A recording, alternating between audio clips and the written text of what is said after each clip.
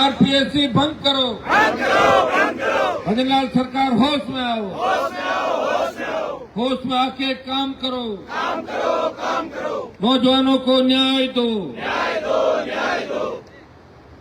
जय जवान, सबसे पहले तो मैं आपको धन्यवाद दूंगा। इस तपती धूप के अंदर कब मई का महीना निकल गया, कब अप्रैल निकल गया और जून की शुरुआत हो गई और मुझे लग रहा है कि इस बार आप गर्मी को भी थका दोगे। ये राजस्थान के जवानों ने तय कर लिया। मैं समस्त एसआई भर्ती अभ्यर्थी, आरएएस और दूसरी परीक्षा को अभ्यर्थी जिनको बार बार पेपर लीक की वजह से संघर्ष करना पड़ रहा, वो मेहनती नौजवान, मेहनती किसान के बेटे जो अपने हक की लड़ाई लड़ने के लिए शहीद स्मारक पर बैठे हुए हैं।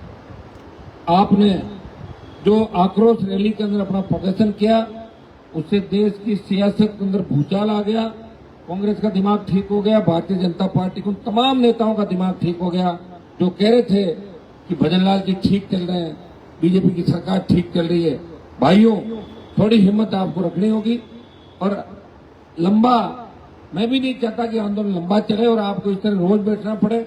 आप डेली यहाँ आते हो, समय नहीं मिल पा रहा, बातचीत नहीं हो पा रही है, तो कल इस संबंध में हम बातचीत कर लेंगे फाइनल। उसके बाद अपने धरने का रूप क्या होगा, अगला आंदोलन क्या होगा, किस तरीके का होगा। आवश्यकता पर तो प्रधानमंत्री आवास को घेरेंगे, गृह मंत्री के आवास को घेरेंगे, दिल्ली कूद करेंगे, जंतर मंत्र पे भी चालू करेंगे, ट्रैक पे भी जा सकते हैं, हाईवे पे जा सकते हैं। इस राजस्थान की निकम्मा नकारा सरकार को झुकाएंगे और राजस्थान के जवानों की जीत पाएंगे। इतना ही मैं आपको आश्वस्त करता हूँ। उस दिन जिस तरह आपने धैर्य के साथ प्रदेश के कोने कोने से, रेतीले धोरों से लेकर चंबल के बीच हर जिले का नौजवान, किसान का बेटा, हर जाति के नौजवानों ने यहाँ आके ताकत दी और आपने अपना आक्रोश व्यक्त किया कि नौजवानों के अंदर भारी आक्रोश है, इस व्यवस्था को बदलना चाहते हैं। कि भ्रष्टाचार की भेंट जिस तरह राजस्थान चढ़ गया, अपराधियों की ऐशगाह बन गया, जिस तरह गुंडे मवाली आए दिन घटनाएं करें, महिला उत्पीड़न में 1 नंबर आ गया राजस्थान का, तो राजस्थान के माथे पर जिस तरह पेपर लीक का कलंक लगा और नकल वाला राज्य बोलने लगे, राजस्थान कौन सा जहाँ नकल होती है या पेपर आउट होते हैं। तो भाइयों, इसके माथे का कलंक मिटाने का अगर काम किया तो राजस्थान के किसान के बेटों ने किया। मैं आपको धन्यवाद देता हूँ। लड़ाई लंबी हो सकती है लेकिन जीत आपकी निश्चित है, इसमें कोई दो राय नहीं। भर्ती विरोध होगी, 18-21 की जो कॉपी उसको भी हम लाएंगे बाहर, आरपीएससी की नई संरचना यूपीएससी की तर्ज पे करें और नौजवानों के जितने भी पद खाली है वो कैलेंडर जारी करे सरकार और 4 लाख खाली पद भरे। सरकार कहती बजट के अंदर हम इतने रोजगार देंगे और नरेगा का रोजगार भी गिन लेते हैं, नरेगा की हमने रोजगार किया। परमानेंट कितनी नौकरी लगा, संविदा कर्मियों के जितने भी मामले पूछ ले, हमारी पीटीआई भर्ती से लेकर जीती भी भर्तियां थी, जिन जिनमें गबन हुआ, घोटाले हुए, जो कटघरे के अंदर हुई भर्तियां, दूसरे जो नेता बड़े मगरमच्छ के रूप में आ रहे हैं और सरकार कह रही बड़े मगरमच्छों को पकड़ेंगे। एक आध मामले की सीबीआई जांच भी करनी चाहिए। आप रीट लेवल फर्स्ट उसकी जांच सीबीआई से करानी चाहिए ताकि कांग्रेस के वो नेता जो बड़े बड़े भाषण दे रहे खड़े होके उन तक, उनके गिरबान तक हाथ पहुंचे, कानून का पंजा वहां तक जाए। ये कब जाएगा? जब सीबीआई जांच होगी। एसओजी ये जांच नहीं कर सकती।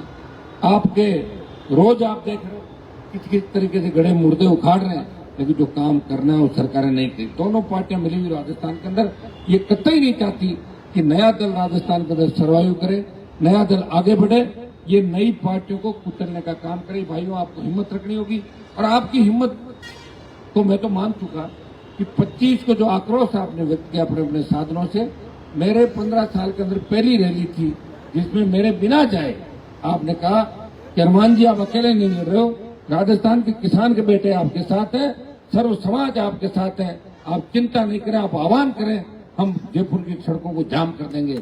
वो तो अच्छा रहा कि भजनलाल के घर की तरफ कुछ नहीं किया, तो भजनलाल दिल्ली चले गए थे पहले ही, उस दिन मंत्री भी नहीं थे यहाँ पे, एक भी मंत्री नहीं मिला, लॉ एंड ऑर्डर नहीं बिगड़ा। आपने मेरा कहना माना। कोशिश में सरकार से ये डिमांड कर रहा हूँ, सरकार के अंदर बैठे मंत्रियों से जो एसआई भर्ती निरस्त करने, आरपीएससी पुनर्गठन, तमाम मुद्दों को लेकर कांग्रेस को हरा के भाजपा सत्ता के अंदर आई। नौजवानों ने आरपीएससी से ज्यादा भरोसा भाजपा का किया, लेकिन अब ठगा महसूस कर रहा राजस्थान का।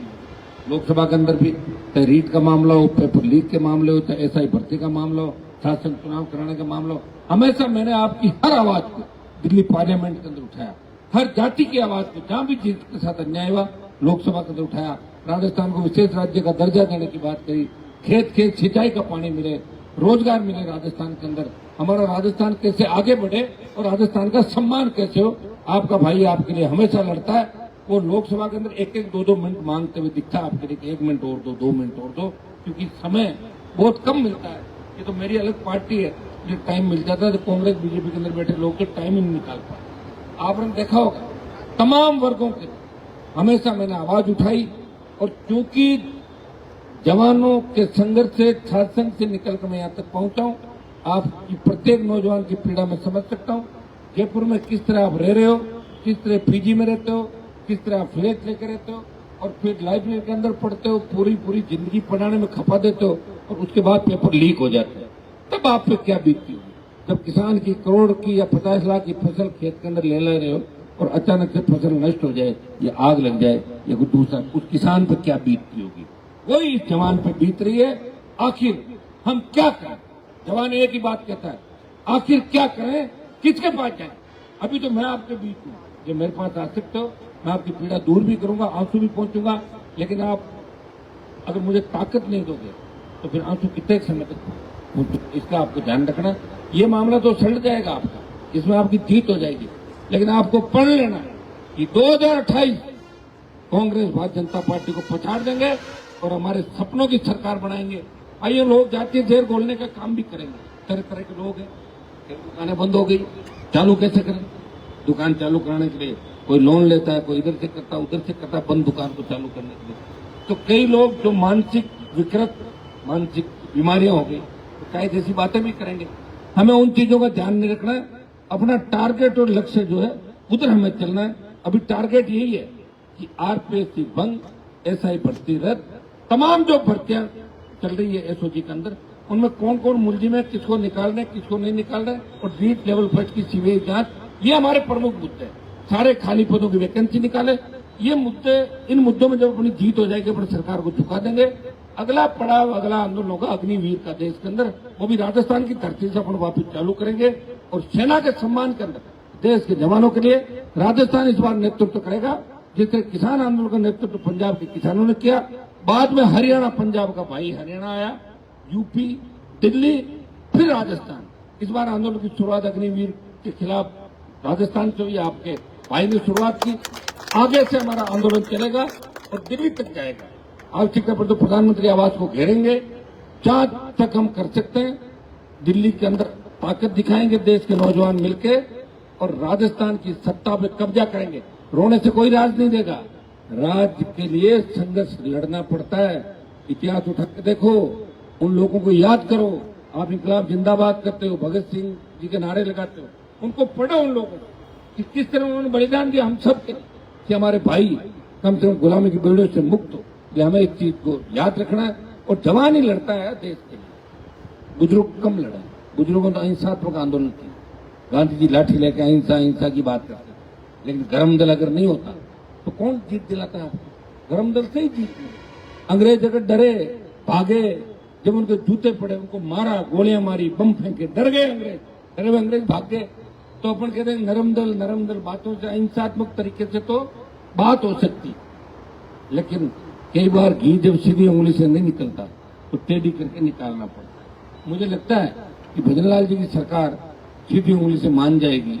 अगर नहीं मानी, उंगली जिस दिन टेढ़ी हो गई उस दिन भजनलाल जी भी एसआई भर्ती के साथ साथ भर्ती रद्द हो जाएगी, वापस चले जाएंगे। मुझे लग रहा है दोनों काम एक साथ नहीं हो जाए। ये भजनलाल जी, आप इस बात को सुने। आप कह रहे हो कांग्रेस के लोगों को आपने छोड़ रखा 3-4 बयानवीर, तो शायद आपसे तनखा लेते होंगे बयान देने। इतना ही काम करो, बयान दे दो। और आपने कांग्रेस के नेताओं से टिकटें भी आपके हिसाब की दिलाई। उपचुनाव में जब 11 सीट हारने के बाद आपकी नाम डगमगाने लगी, डूबने लगी, तब आपने कांग्रेस के नेताओं को कहा मेरी इज्जत रखो, मैं तुम्हें पेपर लीक और उसमें नहीं पकड़वाऊंगा। और आपने 4 सीटों पर कांग्रेस की जमानत जब्त कराने का सौदा बीजेपी और कांग्रेस ने मिलकर किया, और वो दंगा आपने राजस्थान के अंदर किया। और कांग्रेस पार्टी ने जो सौदा किया वो महंगा पड़ेगा कांग्रेस को। कर तो लिया सौदा, लेकिन राजस्थान का जवान जान चुका है कि कांग्रेस बीजेपी की गोद के अंदर जाके बैठ गई और बीजेपी कांग्रेस को मदद कर रही है। इसलिए आने वाले समय पर हमें मिलकर लड़ना होगा। जब राजस्थान की तरफ उंगली उठती है तो प्रत्येक उस राजस्थानी की तरफ उठती है तो इस राजस्थान के अंदर पैदा हुआ, जिसने राजस्थान के प्रत्येक वर्ग के लिए छोटी से लेकर बड़ी लड़ाई लड़ी। भाइयों, आपका भाई राजस्थान चाहता है, जब राजस्थान की तरफ कोई उंगली करता है तो मुझे लगता है ये मेरी तरफ कर रहा है। जब किसान की तरफ करता है मुझे लगता है ये उंगली मेरी तरफ है। इसलिए मैं लड़ाई लड़ रहा हूँ। मुझे लड़ने की आवश्यकता नहीं है। मैं भी इन बड़े बड़े मंत्रियों के साथ आराम कर सकता हूँ, गर्मी की छुट्टियां मनाने बाहर मैं भी जा सकता हूँ। वो गाना है ना कौन सा, पानी पानी सानी सानी, मुझे कोई रोक रहा है क्या वो करने के लिए? तो कर ही रहे आते लोग, पानी पानी सानी सानी, नाच रहे हैं, विदेश जा रहे हैं, डिस्को में, पब में। मैं तो मेरी जिंदगी में नहीं देखा ही नहीं पब कैसा होता है, कैसा डिस्को होता है। बच्चों से सुनता हूँ किससे कैसा होता कैसा नहीं होता। हमारे तो पार्लियामेंट के मेंबर एमएलए जब था कमेटियों में जाते थे, रात को लेट तुम क्या करके आए, बोले मौज मस्ती करके आए। साड़ी वो भी नहीं करी, जिंदगी ऐसी नहीं करी। तो कम से कम 7 हो जाओ मेरे, और 28 में अपना भविष्य तय कर लो। मेरा तो बन गया भविष्य, 6 बार जीत गया, 7 बार हो जाएगा, 8 बार हो जाएगा, नाम हो गया राजस्थान का। नाम ही होता और क्या होता, या तो नाम कर लो या चोरी चकारी कर लो। वो करने तो पहले ही कर लेता, मुझे कौन रोक रहा था। तो नाम मेरा हो गया और मैंने आपको लड़ना सिखा दिया।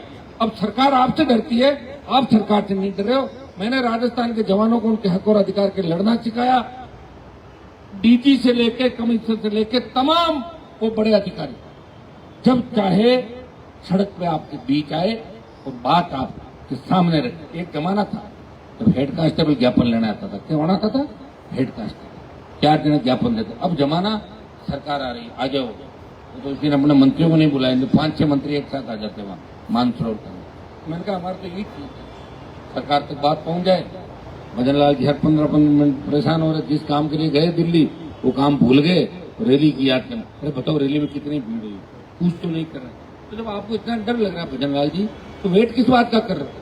हमें क्रेडिट देना नहीं चाहते तो कल से आप अपने एक मंत्रियों के विधायकों की एक कमेटी बनाओ, वापस मीटिंग बुलाओ और उनसे अलग सुनवाई करा लो और उसके बाद घोषणा कर दो। बीजेपी को क्रेडिट दे दो, हमें क्या करना है? बच्चों को क्यों तकलीफ दे रहे हो? क्यों राजस्थान का भविष्य बर्बाद कर रहे हो और क्यों बद्दुआएं ले रहे हो? अगर एक बार इनकी बद्दुआ लग गई तो पहले जो काम करते थे वहीं वापस चले जाओगे। इस बात का आपको ध्यान रखना। भजनलाल जी, मेरी चुनौती है आपको। जिस तरह जोगाराम पटेल जो न्याय मंत्री है, जिसकी पोती नकल करती हुई पकड़ी जाती है और आपकी सरकार के बयान नहीं आता, इससे बड़ा कोई दुर्भाग्य नहीं। जिंदा मक्खी निकल रहे और कांग्रेस में जिंदा मक्खी निकल रही है। एक भी कांग्रेसी का बयान नहीं आया। इससे आप देख सकते हो कि कांग्रेस और बीजेपी किस तरह मिले हुए, दूसरे दल किस तरह सरेंडर हो गए बीजेपी के सामने और कांग्रेस के सामने। एकमात्र राष्ट्रीय लोकतांत्रिक पार्टी इस राजस्थान के जवान, किसान और सम्मान की लड़ाई लड़ रही है और आखिरी दम तक लड़ाई लड़ेगी। हम जो आंदोलन का अगला स्वरूप तय करेंगे उसके बाद आपको मजा भी आने लग जाएगा धीरे धीरे। जब ठीक है, अभी आप सोच रहे होंगे 1 महीना जून में बैठा रहना पड़ेगा, यही सोच रहे हो ना? अभी तो यही सोच रहे हो, करना ही है खाली। आपको पता थोड़ी अगला क्या कराएंगे। अब जो यार रोज आओ 6 बजे 5 बजे आ जाओ फिर 8-9 बजे वापस चल दो, ऐसे तो सरकार ही नहीं जगेगी। तो सरकार को जगाने के लिए दूसरे अपने पास 50 रास्ते हैं, उन रास्तों की बात हम करके और इस आंदोलन को नया स्वरूप देंगे। आपको बहुत बहुत धन्यवाद। इसी तरह आप संघर्ष करते रहे। इतिहास तो आपने बना दिया 37 बार। वैसे आंदोलन ये चला होगा, लंबे आंदोलन चल गए, 2-5 लोग बैठे रहेंगे लंबे समय तक। लेकिन इतना बड़ा आंदोलन जिसमें आपका भाई एक सांसद लगातार बैठा है, हर दिन एक भी दिन मिस नहीं किया जिसने। पहला आंदोलन आपका हो गया एसआई भर्ती और आरपीएस के पुनर्गठन। ये आपको बधाई। फिर सब मिलकर लड़ेंगे। बहुत बहुत आपको धन्यवाद। जय हिंद।